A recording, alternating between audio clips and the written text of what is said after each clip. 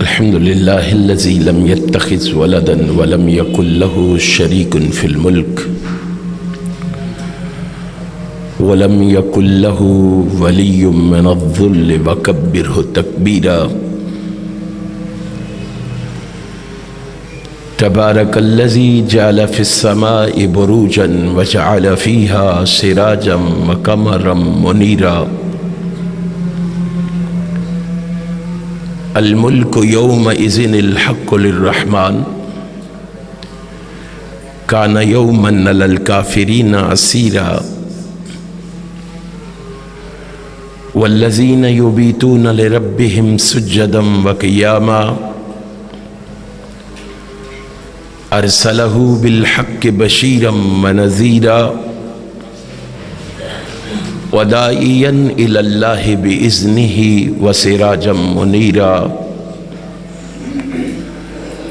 سبحانه وتعالى عما يقولون علوا كبيرا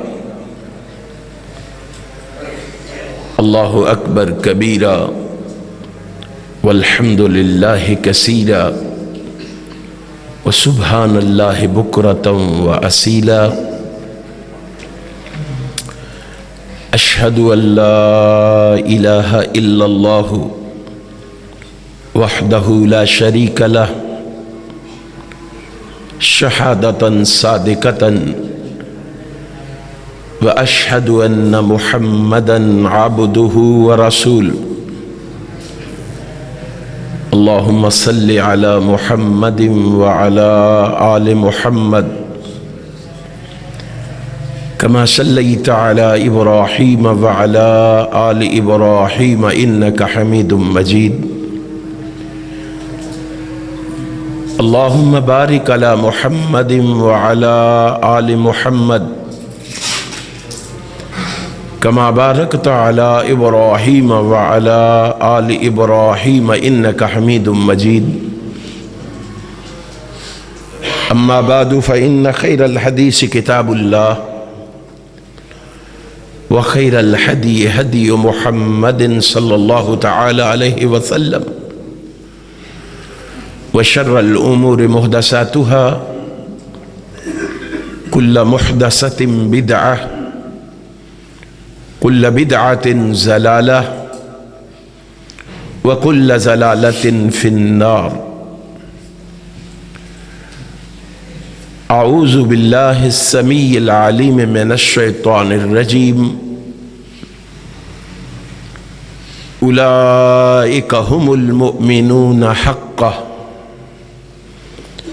لهم مغفرة ورزق كريم صدق اللہ مولانا العظیم۔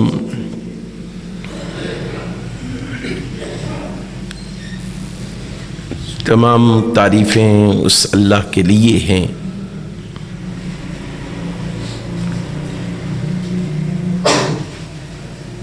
جو تمام جہانوں کا پروردگار ہے،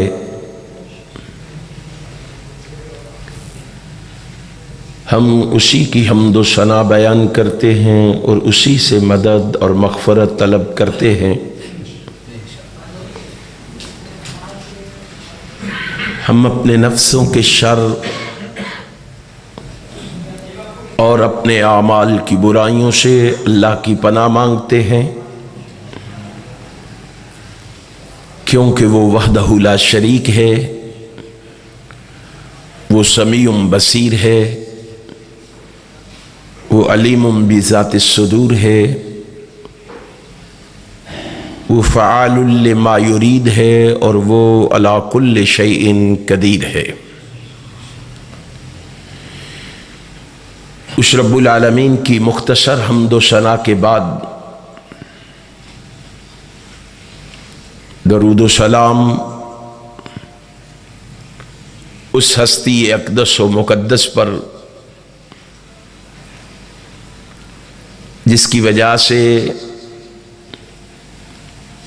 کائنات سے بے شمار کفریہ، شرکیہ اور جہالت کی رسمیں ناپید ہوئیں، اس رسول برحق پر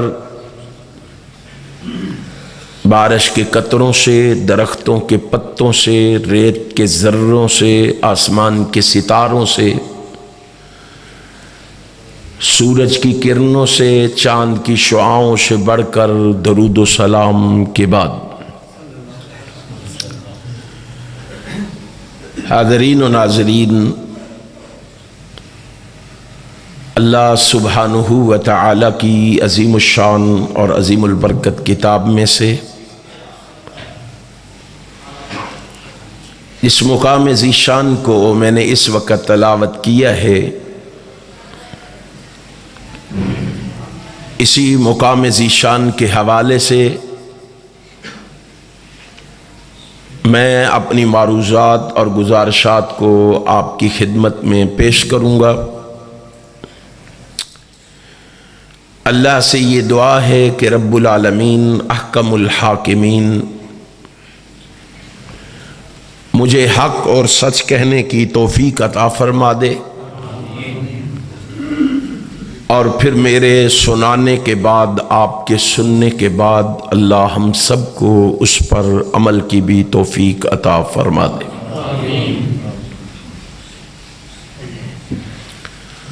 اللہ والو،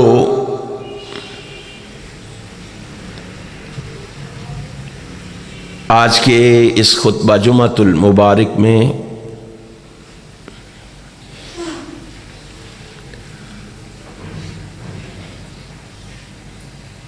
میں نبی مکرم رسول معظم سرور عالم حضرت محمد الرسول اللہ صلی اللہ علیہ وآلہ وسلم کے اصحاب کے حوالے سے چند معروضات اور گزارشات آپ کے گوش گزار کرنے کا ارادہ رکھتا ہوں۔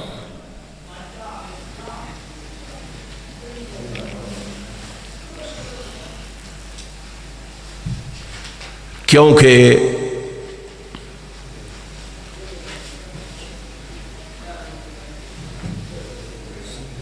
رجب کی 22 تاریخ کو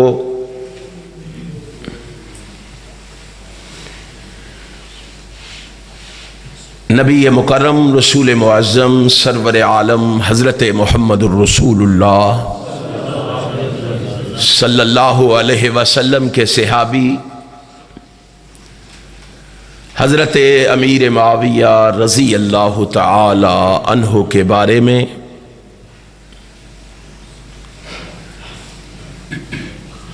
لوگ طرح طرح کی اتہام بازیاں اور بہتان درازیاں کرتے ہیں۔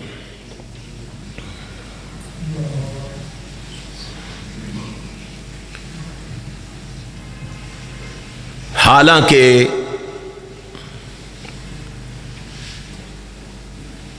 صحابہ کرام رضوان اللہ علیہم اجمعین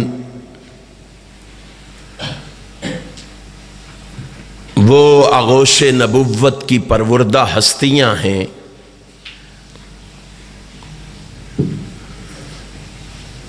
وہ آسمان رسالت کے چمکتے ستارے ہیں،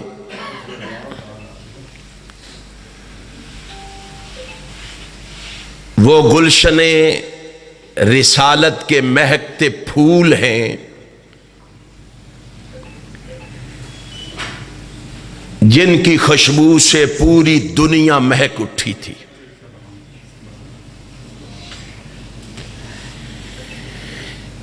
جن کے سینوں پر انوار رسالت براہ راست پڑی ہے،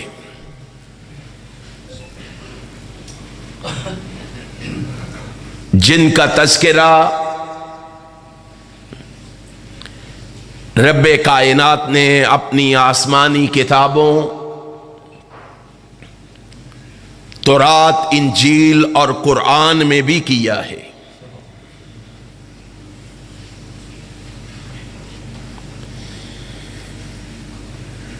ہمارا یہ دعویٰ ہے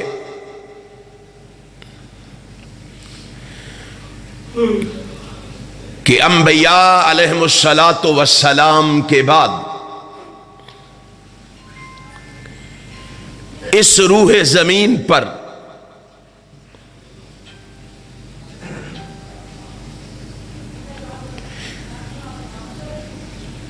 ان سے بہتر، افضل، اعلیٰ اور بلند و بالا انسانوں کی کوئی قدسی صفات جماعت معرض وجود میں نہیں آئی۔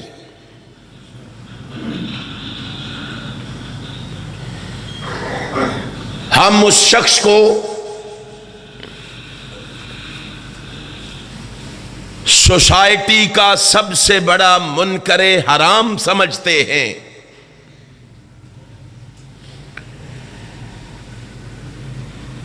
جو صحابہ کی عظمت کا، صحابہ کی رفعت کا، صحابہ کی معرفت کا، صحابہ کی بلندی کا، صحابہ کی شان کا، صحابہ کے مقام کا، صحابہ کی بلندی کا، صحابہ کی قربانیوں کا، صحابہ کی سرفروشیوں کا، صحابہ کے زہد و تقوی کا، صحابہ کی سیرت و کردار کی پاکیزگی کا انکار کرتا ہے۔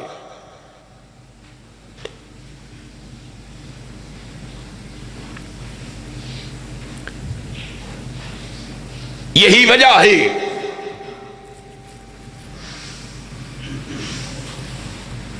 کہ ان کے بارے میں میرے آقا و مولا، میرے رہبر و رہنما، میرے پیشوا اور مقتدا، نبی مکرم رسول معظم سرور عالم حضرت محمد الرسول اللہ صلی اللہ علیہ وآلہ وسلم فرما کے گئے ہیں۔ آپ نے فرمایا اللہ اللہ اصحابی لا تتخذوہم غرضا من بعدی۔ او لوگو، میرے جانثاروں کے بارے میں،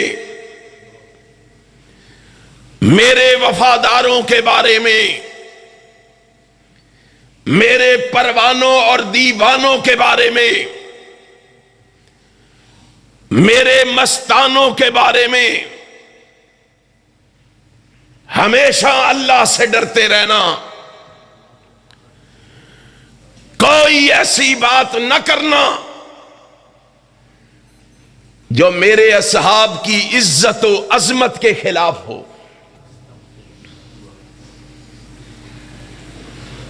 پوچھا گیا امام کائنات کیوں؟ رحمت کائنات نے فرمایا اس لیے من عزاہم فقد عزانی ومن عزا فقد عز اللہ ومن عز اللہ فیوشک ان یاخذہ۔ اس لیے جو شخص میرے صحابہ کو اذیت دے گا، تکلیف پہنچائے گا، وہ یہ نہ سمجھے کہ میں صحابہ کو تکلیف دے رہا ہوں، بلکہ وہ یہ سمجھے کہ میں محمد کو تکلیف دے رہا ہوں۔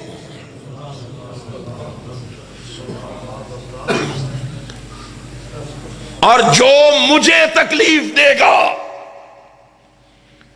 وہ یہ نہ سمجھے کہ میں فاطمہ کے بابا کو تکلیف دے رہا ہوں، بلکہ وہ یہ سمجھے کہ میں عرش والے خدا کو تکلیف دے رہا ہوں۔ اور جو عرش والے کو تکلیف دے گا وہ کسی بھول میں نہ رہے، وہ کسی غلط فہمی میں نہ رہے،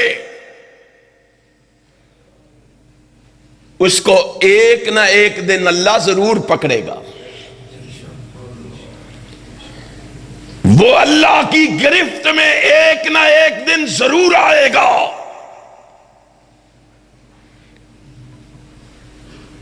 اور اللہ کی گرفت کا عالم کیا ہے؟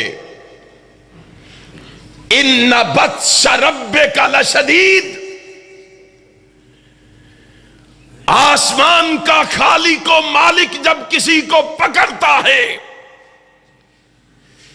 اس کی پکڑ اتنی مضبوط ہوتی ہے پھر ساری کائنات مل کے اس کو چھڑا نہیں سکتی.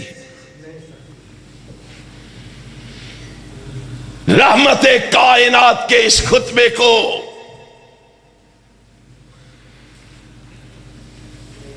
جب سماعت فرمانے والوں نے سماعت فرمایا تو عرض کیا اللہ کے پیغمبر ہمارے لیے کیا حکم ہے؟ آپ نے فرمایا آپ کے لیے بھی ہے اور بعد میں آنے والوں کے لیے بھی ہے.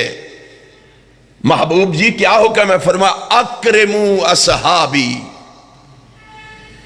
فَإِنَّهُمْ خَيَارُكُمْ. تمہارے لیے آرڈر یہ ہے، تمہارے لیے حکم یہ ہے کہ تم نے زندگی بھر محمد کے صحابہ کا احترام کرنا ہے.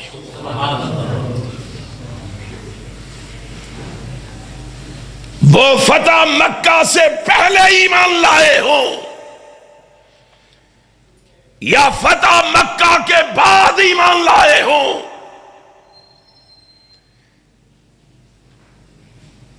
وہ امیر ہوں یا غریب ہوں، وہ مکے اور مدینے کے رہنے والے ہوں یا باہر سے آنے والے ہوں، جس نے بھی ایمان کی حالت میں محمد کے چہرے کی زیارت کر لی ہے وہ صحابی ہے، اور اس کی عزت کرنا آپ پہ لازم اور ضروری ہے. اکرموا صحابی.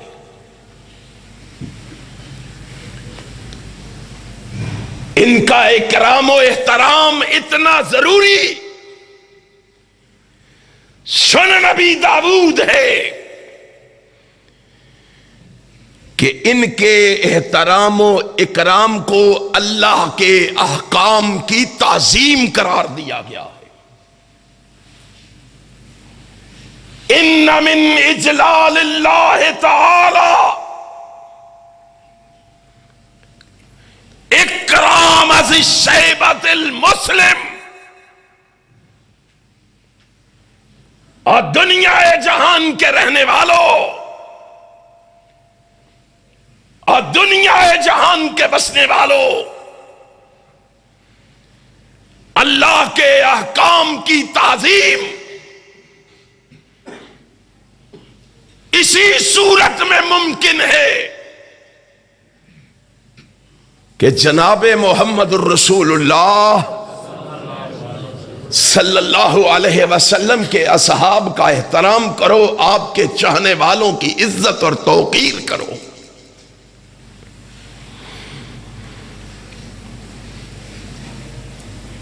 کیوں؟ فَإِنَّهُمْ خَيَارُكُمْ. تمہارے بزرگ ترین آدمی ہیں. آج دہائی دیتے ہو، بزرگوں کا احترام کرو، آج شور مچاتے ہو، بزرگوں کا ادب کرو. آؤ کائنات میں جناب محمد کے صحابہ سے بڑے بزرگ آج لا کے تو کوئی دکھاؤ. اتنے بڑے بزرگ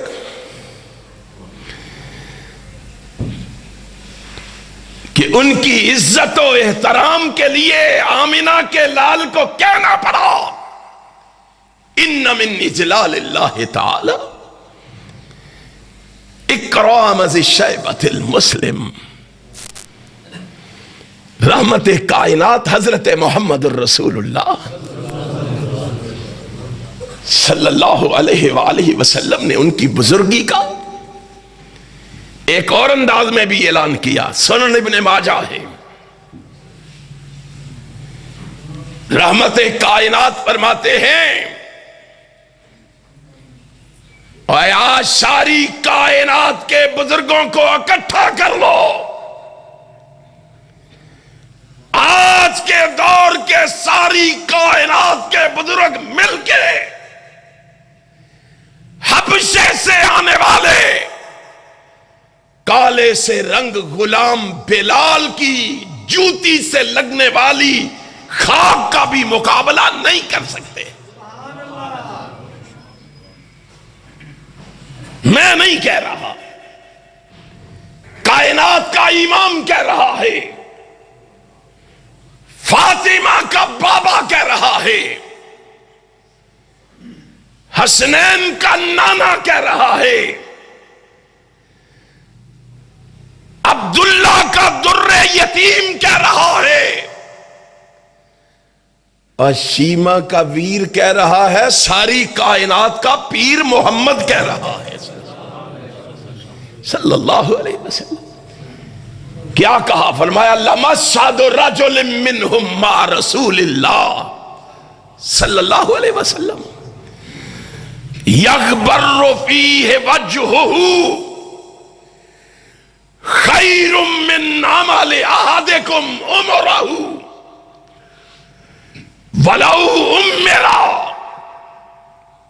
عُمُرَ نُوحٍ. کائنات کے امام فرماتے ہیں آؤ میں تمہیں بتاؤں یہ کیسے بزرگ ہیں. محبوب یہ کیسے ہیں؟ فرمایا میرے وہ ساتھی، میرے وہ اصحاب، میرے وہ جانثار، میرے وہ وفادار جو میرے ساتھ میدان جنگ میں موجود ہوتے تھے،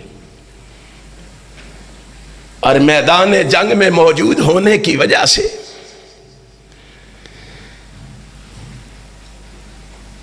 گھوڑے دوڑنے اور بھاگنے کی وجہ سے میدان جنگ سے جو گرد و غبار اڑتا تھا وہ گرد و غبار اڑ کے محمد کے صحابہ کے چہروں پہ پڑتا تھا. کائنات کے امام نے کہا، کائنات کے رہبر نے کہا، کائنات کے پیشوا اور مقتدا نے کہا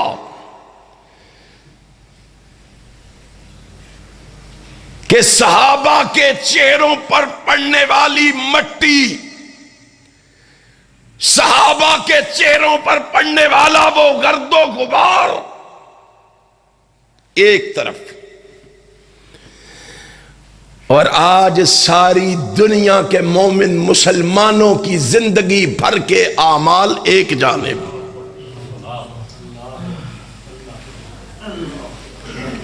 اور جنگ والو،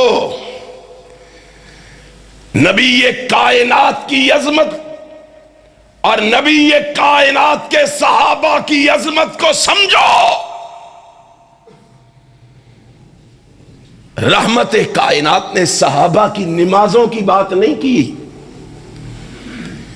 روزوں کی بات نہیں کی، صدقات و خیرات کی بات نہیں کی. نبی کائنات علیہ الصلاۃ والسلام نے جہاد اور شہادت کی بات نہیں کی. نبی کائنات نے صحابہ کے چہروں پر پڑنے والی مٹی کی بات کی ہے. فرمایا صحابہ کے چہروں پر پڑنے والی مٹی ایک جانب، اور تمہاری زندگی بھر کی نمازیں ایک جانب، روزے ایک جانب، صدقات و خیرات ایک جانب، حج و عمرہ ایک جانب، جہاد و شہادت ایک جانب، اور میرے صحابہ کے چہروں پر پڑنے والی مٹی ایک جانب، میں محمد اعلان کر کے کہتا ہوں، اللہ کی قسم تمہاری زندگی بھر کی عبادات بھی محمد کے صحابہ کے چہروں پر پڑنے والی مٹی کا مقابلہ بھی نہیں کر سکتی۔ ذرا سوچئے، ذرا غور و فکر کیجئے، ذرا دھیان دیجئے۔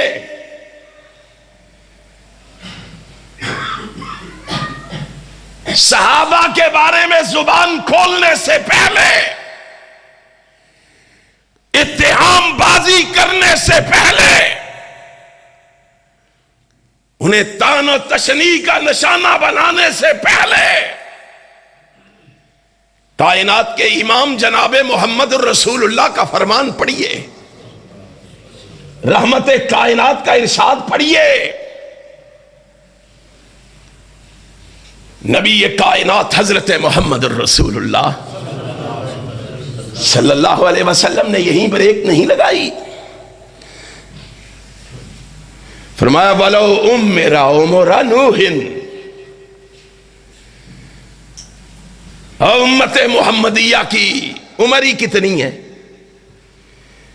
آج کتنی عمر ہے؟ کتنا جی لیں گے ہم؟ 50-60 سال، کوئی زیادہ سے زیادہ جیے گا 80 سال یا 100 سال جی لے گا۔ فرمایا وَلَوْ أُمِّرَ عُمُرَ نُوحٍ،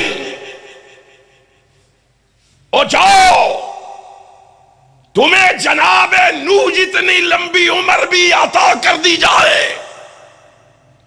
اتنی لمبی عمر پا کے تم زمین و آسمان کے کلابوں کو نیکیوں سے بھر دو،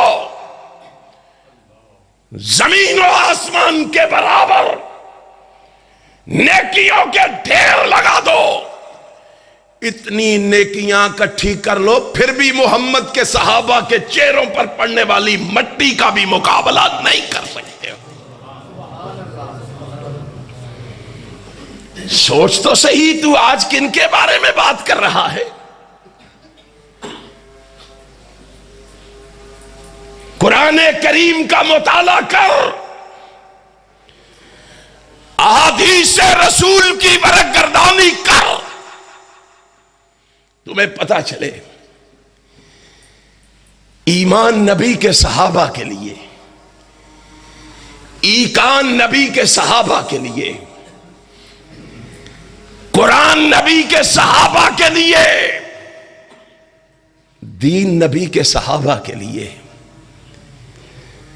اسلام نبی کے صحابہ کے لیے، انعام نبی کے صحابہ کے لیے، لیلۃ القدر نبی کے صحابہ کے لیے، قیام اللیل نبی کے صحابہ کے لیے،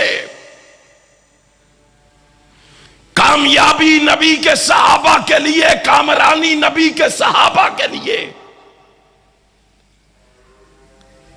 توحید نبی کے صحابہ کے لیے، سنت نبی کے صحابہ کے لیے، طہارت نبی کے صحابہ کے لیے، نظافت نبی کے صحابہ کے لیے، انابت نبی کے صحابہ کے لیے، قناعت نبی کے صحابہ کے لیے، عبادت نبی کے صحابہ کے لیے، ریاضت نبی کے صحابہ کے لیے، ذہانت نبی کے صحابہ کے لیے، فطانت نبی کے صحابہ کے لیے، امانت نبی کے صحابہ کے لیے، دیانت نبی کے صحابہ کے لیے، اور لوگوں امامت نبی کے صحابہ کے لیے، خطابت نبی کے صحابہ کے لیے، خلافت نبی کے صحابہ کے لیے، ہجرت نبی کے صحابہ کے لیے، صحبت نبی کے صحابہ کے لیے، رفاقت نبی کے صحابہ کے لیے، خشیت نبی کے صحابہ کے لیے، شریعت نبی کے صحابہ کے لیے، استقامت نبی کے صحابہ کے لیے، شہادت نبی کے صحابہ کے لیے۔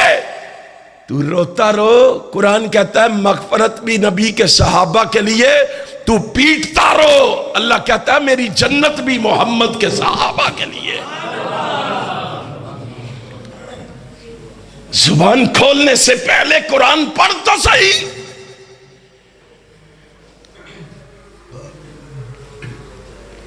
زبان کھولنے سے پہلے قرآن و حدیث کا مطالعہ صحیح. تمہیں شرم نہیں آتی؟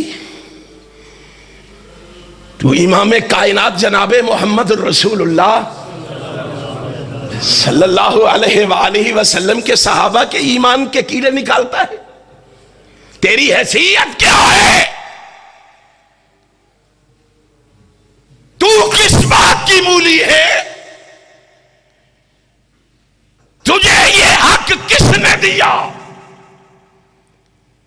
تو وہ ہے جس کے ایمان کی گواہی تیرا باپ بھی دینے کے لیے تیار نہیں ہے.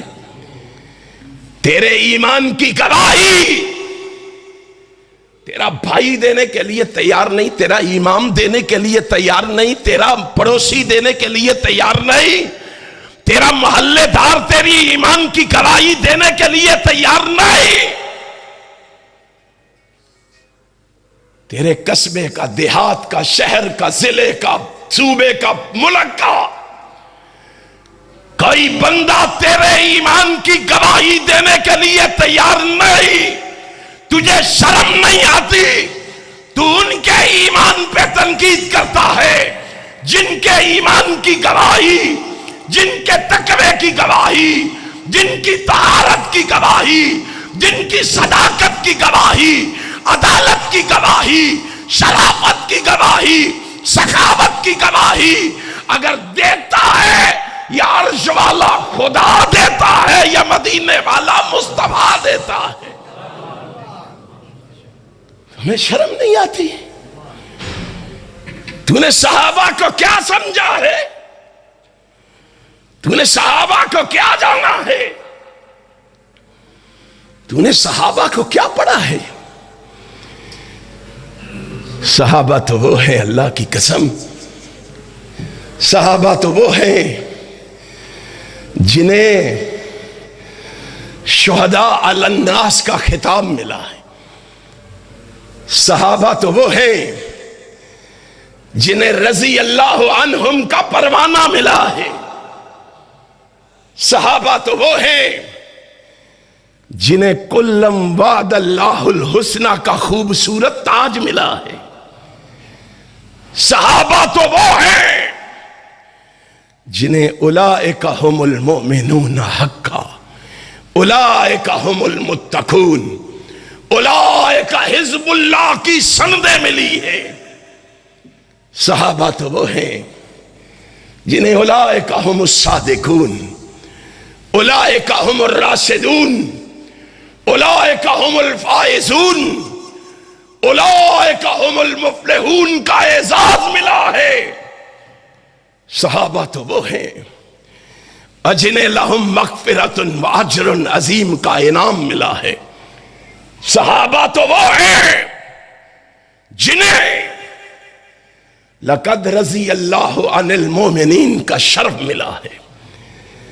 صحابہ تو وہ ہیں جنہیں کنتم خیر امت اخرجت للناس کا اعزاز و افتخار ملا.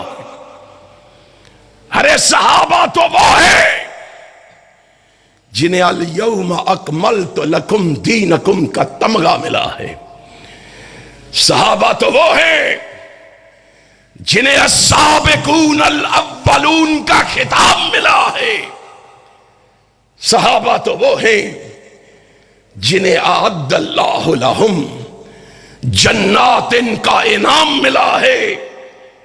ارے صحابہ تو وہ ہیں جنہیں کلم وعد اللہ الحسنہ کا خوبصورت وعدہ فرما کے اور جنت میں محمد کے پڑوس میں مکان ملا ہے. تو صحابہ کی عظمت تلاش کرتا ہے تاریخ میں؟ تو صحابہ کا مقام و مرتبہ تلاش کرتا ہے کہانی اور قصوں میں؟ تو صحابہ کا مقام و مرتبہ تلاش کرتا ہے موضوع اور من گھڑت روایات میں؟ آؤ،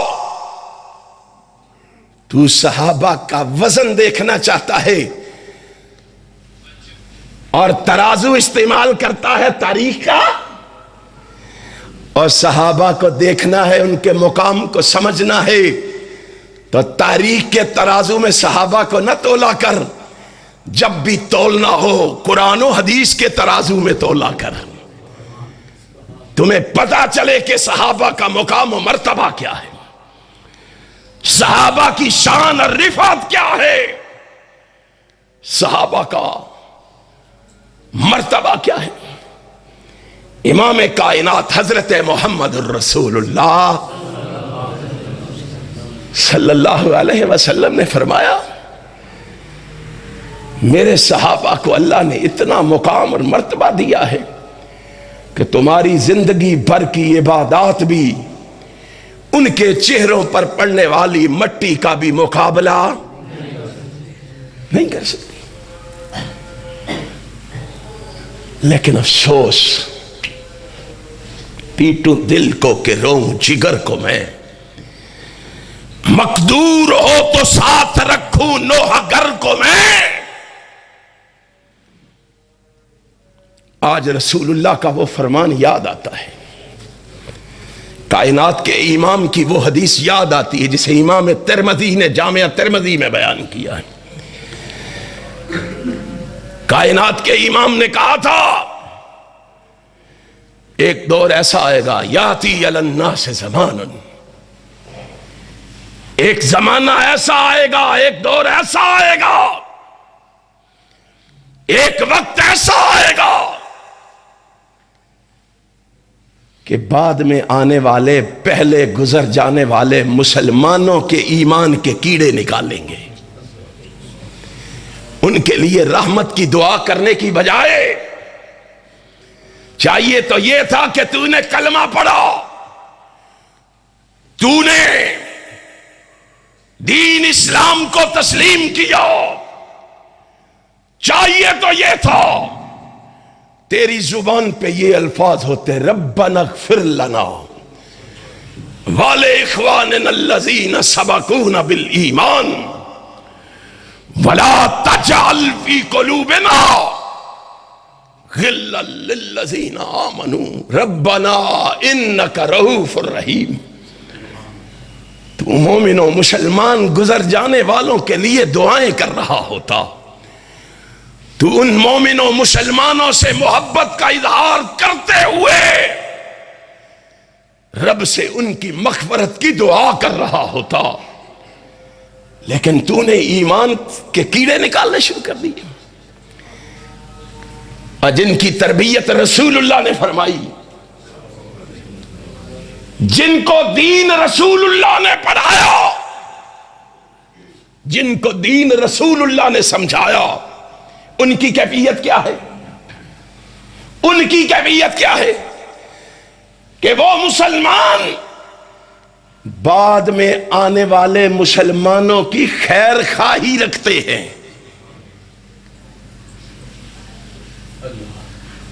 یقین نہیں آتا؟ صحیح مسلم کھولو، جناب عبداللہ ابن مسعود رضی اللہ تعالی عنہ اس حدیث کے راوی، مسجد نبوی ہے، رحمت کائنات نماز کے انتظار کے لیے ساتھیوں میں موجود، مسجد نبوی میں بیٹھے ہوئے ایک شخص مسجد نبوی میں حاضر ہوا، داخل ہوا، کائنات کے امام سے کہنے لگا، اللہ کے پیغمبر مجھ سے گناہ ہو گیا ہے، مجھے سزا دے کے پاک فرما دیجیے۔ کائنات کا امام خاموش بیٹھا ہے، وہ سمجھا کہ شاید رسول اللہ نے سنا نہیں، آگے ہو کے کہتے اللہ کے پیغمبر مجھ سے گناہ ہو گیا، غلطی ہو گئی، سزا دے کے پاک فرما دیجیے۔ کائنات کے امام جناب محمد خاموش رہے۔ تیسری مرتبہ پھر کہا، اللہ کے پیغمبر مجھ سے گناہ ہو گیا ہے، سزا دے کے پاک فرما دیجیے۔ رحمت کائنات خاموش تھے، نماز کا وقت ہو گیا، رحمت کائنات مصلی امامت پہ تشریف لائے، اقامت ہوئی، کائنات کے امام نے نماز پڑھائی، اس نے رحمت کائنات کے پیچھے کھڑے ہو کے جماعت کے ساتھ نماز ادا فرمائی، نماز سے فارغ ہوا، رحمت کائنات نے سلام پھیرا، رسول ہاشمی نے سلام پھیرا، فوراً کھڑا ہو گیا۔ نماز کے بعد اللہ کے پیغمبر میں نے عرض کیا ہے مجھ سے گناہ ہو گیا ہے، سزا دے کے پاک فرما دیجئے۔ رحمت کائنات نے اسے مخاطب کرتے ہوئے فرمایا کیا تو نے ہمارے ساتھ نماز نہیں پڑھی؟ اللہ کے پیغمبر نماز تو آپ کے پیچھے جماعت کے ساتھ مسجد نبوی میں پڑھی ہے۔ آپ نے فرمایا پھر خوش ہو جا، نماز پڑھنے کی وجہ سے ہی اللہ نے تیرا گناہ معاف فرما دیا ہے۔ اب ذرا یہاں رک کے سوچئے، اس کو اس کے سوال کا جواب مل گیا ہے کہ نہیں؟ اب چاہیے یہ تھا جواب مل گیا، خاموشی سے گھر چلا جاتا، خوشی سے واپس پلٹ جاتا، لیکن قربان جاؤں رسول اللہ نے تربیت کی ہے نا۔ پھر کھڑا ہو گیا، اللہ کے پیغمبر میرا گناہ تو معاف ہو گیا ہے، میں ایک سوال کرنا چاہتا ہوں۔ کیا؟ فرما علیہ ھذا، اللہ کے پیغمبر یہ جو ابھی ابھی آپ نے بشارت دی ہے، یہ بشارت صرف میرے لیے ہے کہ بعد میں آنے والے ان مسلمانوں کے لیے بھی ہے؟ مسلم کی شرح 90 کو پڑھ، امام نووی فرماتے ہیں اگر صحابی رسول سوال نہ کرتا تو شاید میں اور آپ اس حدیث میں شامل۔ بعد میں آنے والوں کا کتنا خیال ہے؟ بعد میں آنے والوں کے لیے وہ کتنا بے چین ہے؟ اپنی بات بھول گیا ہے کہ مجھے معافی مل گئی ہے، چلو چلے، لیکن کیسے بھول سکتا تھا؟ صحیح البخاری میں ہے، جناب جریر بن عبداللہ کہتے ہیں رضی اللہ تعالیٰ عنہ، بایعت رسول اللہ صلی اللہ علیہ وسلم علی اقام الصلاۃ و ایتاء الزکوٰۃ والنصح لکل مسلم۔ جریر بن عبداللہ کہتے ہیں ہم اللہ کے نبی کے ہاتھ پر ہاتھ رکھ کے بیعت کرتے تھے۔ کس بات پہ؟ اے نبی تیرے ہاتھ پہ ہاتھ رکھ کے تجھ سے وعدہ کرتے ہیں، تیرا کلمہ پڑھنے کے بعد زندگی میں کبھی نماز نہیں چھوڑیں گے۔ وعدہ میں نے اور آپ نے بھی کیا ہے، لا الہ الا اللہ محمد الرسول اللہ کی شکل میں، اشہد ان لا الہ الا اللہ وحدہ لا شریک لہ واشہد ان محمدًا عبدہ ورسول کہہ کے بیعت ہم نے بھی کی ہے، وعدہ ہم نے بھی کیا ہے، لیکن ہم اپنے وعدے کے کتنے پاسدار ہیں؟ نماز کے ٹائم مسجد کو دیکھ لو، کتنے مومن و مسلمان ہیں جو حی علی الصلاۃ اور حی علی الفلاح کی صدا پر کام کاج چھوڑ کر اپنی مصروفیات کو ترک کر کے وہ اللہ کے گھروں کا رخ کرتے ہیں۔ کتنے مومن و مسلمان ہیں؟ خدا کے لیے سوچو۔ فرمایا ہم بیعت کرتے تھے، اے نبی تیرا کلمہ پڑھنے کے بعد زندگی میں کبھی نماز، سارے کہو کبھی نماز نہیں چھوڑیں گے۔ اگر اللہ نے مال دیا تو اس میں سے زکوٰۃ بھی۔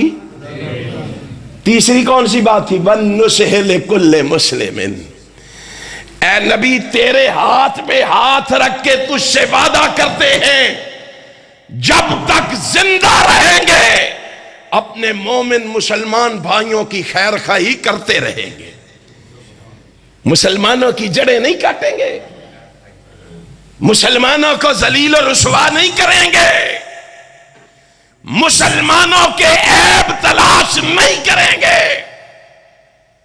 مسلمانوں کی غیبتیں نہیں کریں گے، مسلمانوں کو ذلیل و رسوا کرنے کے منصوبے نہیں بنائیں گے، بلکہ وَنُّصِحُ لِكُلِّ مُسْلِمٍ، جب تک زندہ رہیں گے کیا کریں گے؟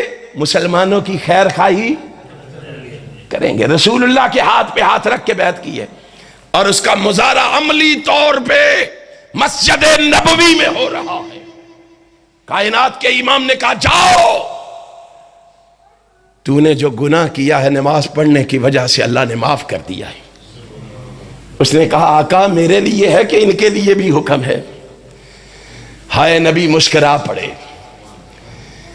کائنات کے امام نے تبسم فرماتے ہوئے ارشاد فرمایا، اور کیسا رہبر اللہ نے ہمیں عطا کیا، کیسا نبی عطا کیا۔ تبسم فرماتے ہوئے کیا ارشاد فرمایا؟ فرمایا لِجَمِيعِ أُمَّتِي كُلِّهِمْ، اور میرے صحابی میں تیری بات سمجھ گیا ہوں، خوش ہو جا، یہ بشارت تیرے لیے بھی ہے، قیامت تک آنے والے محمد کے ہر امتی کے لیے ہے۔ نبی کا جو دیوانہ بھی صغیرہ گناہ کر کے نماز کے لیے مسجد میں آئے گا، نماز پڑھ کے مسجد سے باہر بعد میں نکلے گا، اللہ اس کے صغیرہ گناہوں کو معاف پہلے فرما دے گا۔ بتلا میں اور تو کس طرح شامل ہوئے؟ صحابی کے اس عمل کی وجہ سے۔ ہمارا کیا عمل ہے؟ ہم نے ٹھیکہ لے رکھا ہے کہ ہم نے ہر ایک کو اسلام سے خارج کرنا ہے، اور ہم نے کہا، صرف کہا نہیں لکھا، صرف لکھا نہیں، صرف تحریر نہیں کیا، تقریر بھی کی ہم نے کہا سارے نعوذ باللہ مرتد ہو گئے تھے سوائے چاروں کے۔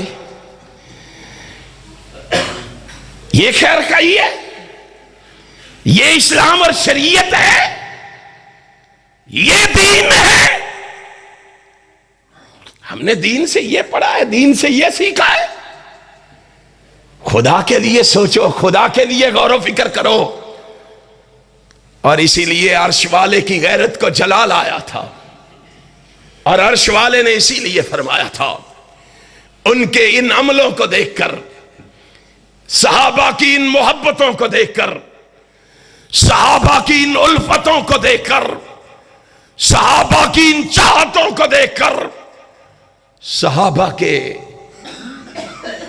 اس عمل کو دیکھ کر اس کو بھی کہنا پڑا فَإِنْ آمَنُوا بِمِثْلِ مَا آمَنْتُمْ بِهِ فَقَدِ اهْتَدَوْا۔ ہدایت یافتہ بننا چاہتے ہو، کامیابی چاہتے ہو، کامرانی چاہتے ہو، فوز و فلاح چاہتے ہو، نجات چاہتے ہو، میری رضا چاہتے ہو، خوشنودی چاہتے ہو، مقرب بندے بننا چاہتے ہو، قرب چاہتے ہو، نزدیکی چاہتے ہو، میرے لاڈلے اور پیارے بننا چاہتے ہو، جی اللہ فرمایا پھر تمہیں اس طرح کا مومن بننا ہوگا جس طرح کے مومن محمد کے صحابہ تھے، جن کو اللہ نے معیار بنایا، جن کو اللہ نے کسوٹی بنایا، جن کو اللہ نے رول ماڈل بنایا،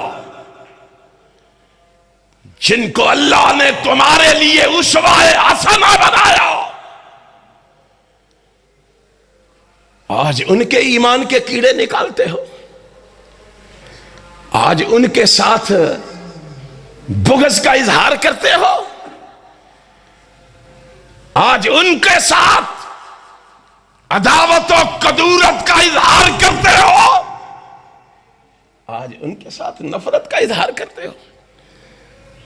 عرش والے کی غیرت پہ قربان جاؤں، عرش والے کی غیرت کو بھی جلال آیا، عرش والے کا بھی آسمان سے پیغام آیا۔ ان کے بغض کو دیکھ کر، ان کی قدورت کو دیکھ کر، ان کی نفرت کو دیکھ کر، ان کے غصے کو دیکھ کر عرش والے کی غیرت کو بھی جلال آیا۔ کیا کہا؟ رضی اللہ عنہم ورضوا عنہ۔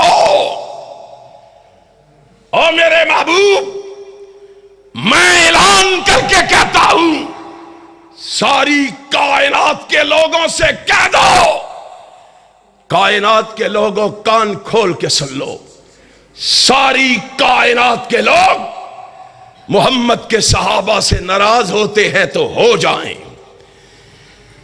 عداوت رکھتے ہیں تو رکھ لیں، منہ پھیرتے ہیں تو پھیر لیں، بغض رکھتے ہیں تو رکھ لیں۔ میں رب اعلان کر کے کہتا ہوں، تم ناراض ہوتے ہو جاؤ، میں رب اعلان کر کے کہتا ہوں، میں محمد کے صحابہ سے راضی ہو گیا ہوں۔ تمہاری ناراضگی کا کیا ہے؟ تم ناراض ہوتے ہو تو ہو جاؤ، اور جاؤ آج بڑے سے بڑا کوئی لا کے تو دکھاؤ، کوئی مومن مسلمان مجھے ایسا لا کے تو دکھاؤ جس کو اس دنیا میں اللہ کی رضامندی کا ٹکٹ ملا ہو۔ صحیح البخاری میں ہے، امام کائنات کا ارشاد گرامی، مومن دنیا میں زندگی گزارنے کے بعد، قبر برزخی زندگی گزارنے کے بعد، حساب و کتاب کے بعد، جب بندہ مومن جنت میں جائے گا، پھر رب فرمائے گا، او میرے بندے خوش ہو جا، آج میں تجھ سے راضی ہو گیا ہوں، آج کے بعد تم سے کبھی ناراض نہیں ہوں گا۔ کب بشارت ملے گی؟ دنیا میں ڈھونڈو تو صحیح، وہ کون خوش نصیب ہیں جن کو رب نے دنیا میں اپنی رضامندی کا ٹکٹ دیا ہو، جنہیں دنیا میں یہ اعزاز ملا ہو۔ جاؤ قرآن و حدیث کے ساتھ ساتھ تاریخ و تفسیر کی ورق گردانی کر کے بتاؤ، وہ کون لوگ ہیں جنہیں دنیا کی زندگی میں اللہ کی رضامندی کا ٹکٹ ملا ہو۔ تلاش کے لیے نکلو گے تو کائنات میں صرف ایک ہی گروہ نظر آئے گا، اور وہ گروہ صحابہ کا گروہ ہوگا، جن کو اللہ نے دنیا میں رضامندی کا ٹکٹ دے دیا۔ آج ان کے ایمان کے کیڑے نکالتے ہو، اور شرم نہیں آتی، سوچتے نہیں ہیں کہ ان کی مخالفت کر کے اپنی تاریخ پہ سیاہی مل رہے ہو، صحابہ کی تاریخ کو مسخ کر کے اپنی تاریخ میں سیاہی مل رہے ہو۔ سمجھتے ہیں امیر معاویہ کو گالی دے کے بڑا کام کر رہے ہیں؟ کیا کام کر رہے ہو؟ اپنی تاریخ مسخ کر رہے ہو۔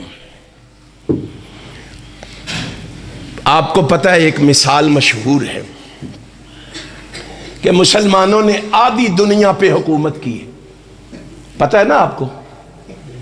تاریخی حقائق ہیں، مسلمانوں نے آدھی دنیا پہ حکومت کی ہے۔ جاؤ دنیا کا کوئی ایسا مورخ لاؤ، کوئی مصنف لاؤ،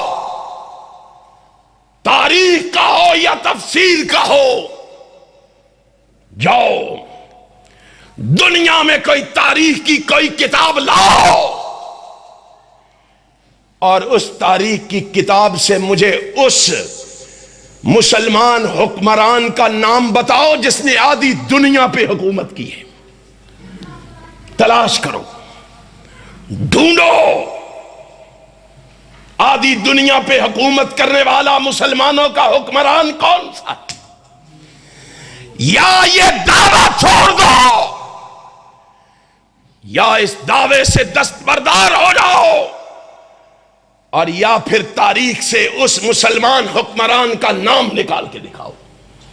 اور تمہیں چھوٹ ہے ہماری تاریخ کی کتاب نہیں، اپنی کسی تاریخ کی کتاب سے نکال کے دکھاؤ، اپنی کوئی تاریخ نکالو، اپنی کوئی تاریخ کی کتاب کھولو اور ہمیں بتاؤ کہ وہ مسلمانوں کا حکمران کون ہے۔ آپ کو پتہ ہے آدھی دنیا کا کیا مطلب ہے؟ اس وقت جدید اٹلس کے مطابق دنیا کا جغرافیہ آپ کو پتہ ہے کیا ہے؟ 1,20,00,000 مربع میل پہ یہ دنیا واقع ہے۔ 1,20,00,000 مربع میل پہ یہ دنیا واقع ہے۔ 187 ملک ہیں، اس میں 70 جزیرے ہیں، 54 یا 57 اسلامی ممالک ہیں۔ مسلمانوں کا سب سے بڑا ملک پتہ ہے کون ہے رقبے کے لحاظ سے؟ سعودی عرب، 9 لاکھ مربع میل پہ واقع ہے۔ دوسرے نمبر پہ سوڈان ہے، تیسرے نمبر پہ پاکستان ہے، چوتھے نمبر پہ بنگلہ دیش ہے، 5ویں نمبر پہ انڈونیشیا ہے۔ آبادی کے لحاظ سے مسلمانوں کا سب سے بڑا ملک انڈونیشیا ہے۔ آؤ ذرا تاریخ کے اوراق پلٹ کے تو دیکھو، اور تاریخ کے جھوٹے قصوں کو لوگوں کو سنانے والوں، کبھی تاریخ کے سچے واقعے بھی لوگوں کو بتاؤ، پتا تو چلے لوگوں کو۔ ہم نے تاریخ کے احادیث کے صفحات پہ دیکھا، رسول اللہ کی زندگی میں 9 لاکھ مربع میل پہ اسلام کا پرچم لہرا رہا تھا۔ کتنے؟ 9 لاکھ مربع میل پہ۔ ابو بکر کا دور آیا، پتہ ہے کتنے مربع میل پہ ان کی حکومت تھی؟ 11 لاکھ مربع میل پہ۔ فاروق کا دور آیا، 22 لاکھ مربع میل پہ فاروق نے حکومت کی۔ جناب عثمان کا دور آیا، علی المرتضی کا دور آیا، 44 لاکھ مربع میل پہ اسلام کا پرچم لہرا رہا تھا۔ بتاؤ آدھا ہو گیا؟ 1,20,00,000 کا آدھا ہو گیا ہے۔ آؤ اب تاریخ کے اوراق پلٹو، تاریخ کے صفحات کھولو۔ کون تھا جس نے 64.5 لاکھ مربع میل پہ حکومت کی ہے؟ کون تھا؟ نام لیتے ہوئے بھی ڈرتے ہو، کون تھا؟ امیر معاویہ رضی اللہ تعالی عنہ۔ آج تاریخ کو مسخ کرتے ہو، آج مسلمانوں کے چہروں پر سیاہی ملنا چاہتے ہو، امیر معاویہ کو گالی دے کے مسلمانوں کی تاریخ کو مسخ کرنا چاہتے ہو۔ 64 لاکھ مربع میل پہ کس نے حکومت کی ہے؟ ذرا تاریخ کے اوراق مجھے پلٹ کے بتاؤ۔ مکے سے پرتگال تک، مدینے سے مراکش تک، عرب سے حجاز یمن تک، حجاز یمن سے ہندوستان تک، ہندوستان سے چین تک، افریقہ تک، کس نے حکومت کی ہے؟ تاریخ کے اوراق پلٹے گا تو رب محمد کی قسم ہے وہ ایک ہی حکمران نظر آئے گا۔ وہ کون ہے؟ ابو سفیان کا بیٹا ہے، ام حبیبہ کا بھائی ہے، امت کا خالو ہے، اور محمد جناب محمد کا برادر اللہ ہے۔ رضی اللہ تعالی 22 رجب کو ان کو گالیاں دے اور ہمیں کہے کہ آنکھیں بند کر لو، کانوں میں روئی کے بڑے ٹھونس لو، زبانوں کو تالے لگا لو، سن لو، مومن و مسلمان کٹ سکتا ہے، مٹ سکتا ہے، مر سکتا ہے، صحابہ کی عظمت پہ آنچ آنے دے سکتا۔ تمہیں کیا پتا ہے صحابہ رسول کون ہیں؟ تمہیں کیا پتا ہے رسول اللہ کے دیوانے اور پروانے کون ہیں؟ نبی کے کتنے صحابہ ہیں پتا ہے آپ کو؟ 1,24,000 یا 44,000 صحابہ ہیں، تقریباً 1.5 لاکھ صحابہ ہیں۔ ان 1.5 لاکھ صحابہ میں سے 13 صحابہ کو یہ اعزاز ملا ہے، 13 صحابہ کو۔ کتنے صحابہ کو؟ 13 صحابہ کو کاتبان وحی ہونے کا اعزاز حاصل ہوا ہے، کاتبان وحی ہونے کا۔ ان 13 میں سے جناب امیر معاویہ کا 6واں نمبر ہے۔ کتنا نمبر ہے؟ 6واں نمبر ہے۔ وہ جو کاتب وحی تھا اور جس کے بارے میں قرآن نے کہا تھا فی صحف مکرمہ مرفوعۃ مطہرہ بِأَیْدِی سَفَرَہ کرام بررہ۔ او لوگو، کیا تمہیں معلوم نہیں قرآن کا کیا مقام ہے؟ کیا تمہیں معلوم نہیں قرآن کی کیا شان ہے؟ نہیں معلوم تو کائنات کے امام سے سن لو۔ رحمت کائنات نے کہا تھا ان اللہ یرفع بہذا الکتاب اقواما ویضع بہ آخرین۔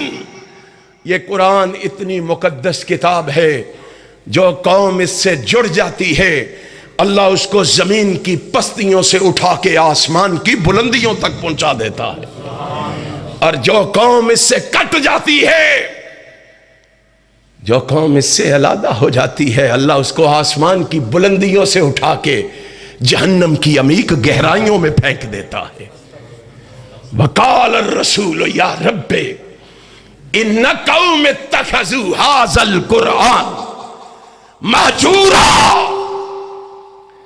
جس کا قرآن کے ساتھ کوئی تعلق نہیں، اس کا نبی کے ساتھ بھی کوئی تعلق نہیں۔ میں نہیں کہہ رہا، قرآن کہہ رہا ہے۔ ہائے ہائے، ذرا سوچ کے بتاؤ، جس قرآن کی اتنی شان ہے اس کے لکھنے والے کی کتنی شان ہوگی، اس کے تحریر کرنے والے کی کتنی شان ہوگی۔ یہ تو کاتب وحی ہے۔ اور یار لوگ کہتے ہیں، ایک رافضی مورخ نے لکھا، علامہ طباطبائی نے لکھا، اس نے کہا مسلمان کہتے ہیں کہ کاتب وحی نہیں تھا، وہ تو نبی کا منشی تھا، اللہ کے نبی نے خط لکھنے کے لیے رکھا ہوا تھا۔ اور بے وقوفو، خط بھی تو محمد کے وحی ہی تھے۔ ما ینطق عن الہویٰ ان ہوا الا وحی یوحیٰ۔ وہ نبی اس وقت تک بولتا ہی نہیں تھا جب تک اللہ کی وحی۔ ہم نے کہا یہ بھی تو وحی تھی۔ اور آپ کو معلوم ہوگا، تاریخ کے اور آنکھ پلٹ کے دیکھیں، نبی نے اپنی زندگی میں 111 خط لکھے ہیں، 111 خط لکھے ہیں۔ طبقات ابن سعد پڑھیں، تاریخ ابن خلدون پڑھیں، 111 خطوں میں 70 خط اکیلے امیر معاویہ نے لکھے ہیں، اکیلے امیر معاویہ رضی اللہ تعالیٰ عنہ نے لکھے ہیں۔ اس کاتب وحی کو 22 رجب کو امام جعفر صادق کا نام لے کر گالی دیتے ہو؟ خوشی مناتے ہو، لوگوں کو دھوکہ دیتے ہو۔ امام جعفر صادق رحمت اللہ تعالی علیہ کا 22 رجب کی تاریخ سے کسی حوالے سے بھی کوئی تعلق، نہ پیدائش کے حوالے سے نہ وفات کے حوالے سے۔ آؤ مومنوں مسلمانوں، تمہاری یہ ڈیوٹی اور ذمہ داری ہے، نبی کے ان دیوانوں اور پروانوں کی عظمت کے علم لے کے اٹھو اور دنیا کو بتاؤ انشاءاللہ وہ دن ضرور آئے گا، ضرور آئے گا، ضرور آئے گا، جس دن پاکستان کی فضاؤں میں پرچم لہرائے گا، یا رب کی توحید کا لہرائے گا، یا محمد کی ختم نبوت کا لہرائے گا، یا صحابہ کی عظمت کا لہرائے گا۔ اور اس دن کو طلوع ہونے سے دنیا کی کوئی طاقت روک سکتی نہیں روک سکتی۔ میری اور آپ کی ڈیوٹی یہ ہے، میری اور آپ کی ذمہ داری یہ ہے، میرا اور آپ کا فرض یہ ہے کہ آؤ سستی اور کاہلی کو چھوڑ کر آؤ میدان عمل میں قدم رکھو اور پاکستان کی گلی کوچے اور محلے میں صحابہ کی عظمت کا غلغلہ مچاؤ اور محمد کی ختم نبوت کے پرچم لہراؤ۔ لہراؤ گے پھر اللہ دنیا میں بھی عزت دے گا، آخرت میں بھی جنت دے گا۔ اللہ ہم سب کو اپنی رحمت سے معاف فرما دے اور صحابہ کا وفادار بنا دے، ختم نبوت کا پہرے دار بنا دے، اور توحید و سنت کو پھیلانے والا مبلغ اور مقرر بنا دے، عالم بنا دے، مومن و مسلمان بنا دے۔